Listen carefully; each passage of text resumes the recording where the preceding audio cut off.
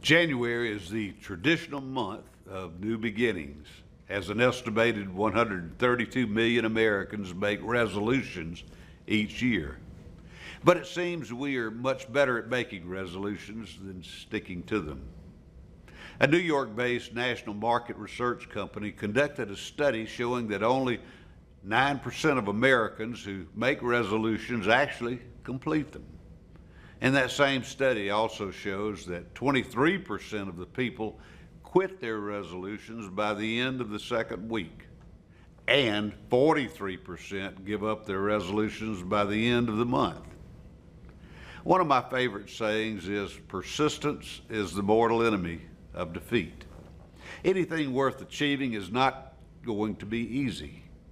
Real leaders inspire others to finish the task, and in fact, the very best leaders can inspire others to perform to the very best of their capabilities. But real leaders must also set the example and persevere even when facing long odds. At Troy University each year, we sponsor a lecture series honoring Alabama's most famous native, Miss Helen Keller.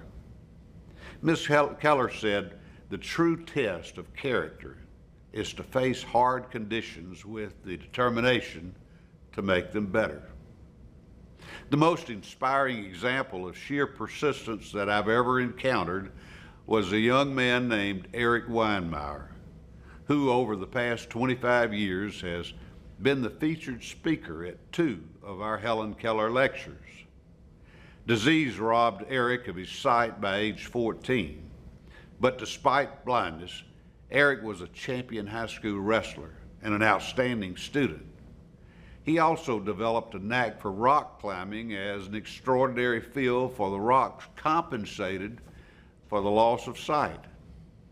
After graduating from Boston College, Eric settled into the life of a teacher and coach at an exclusive prep school in the Southwest.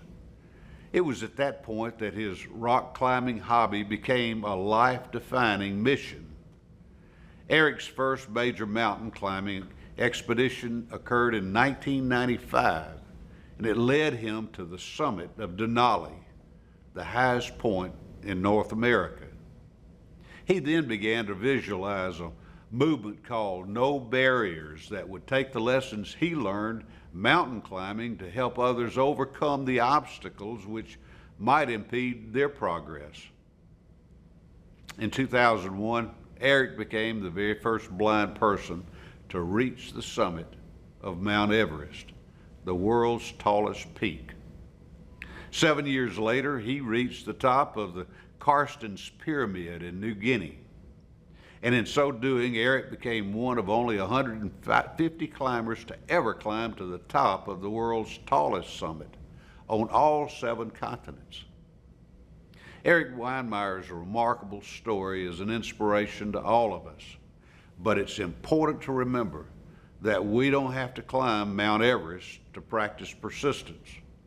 And great leaders should know how to foster persistence in those they lead. Let me give you 5 tips that I think are important to help your team become more persistent. The first, help your team define its goals.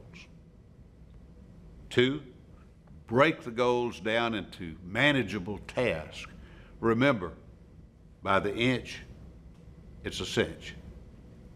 3, build a team in which all teammates encourage and support each other.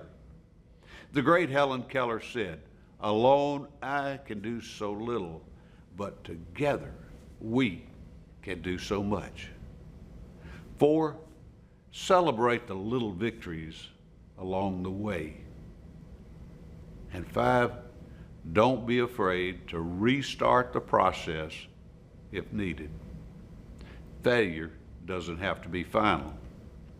And finally, remember the words of Thomas Edison, who told us that many of life's failures are people who didn't realize how close they were to succeeding when they actually gave up the task. Remember, great leaders never, ever give up. Persistence is the mortal enemy of defeat.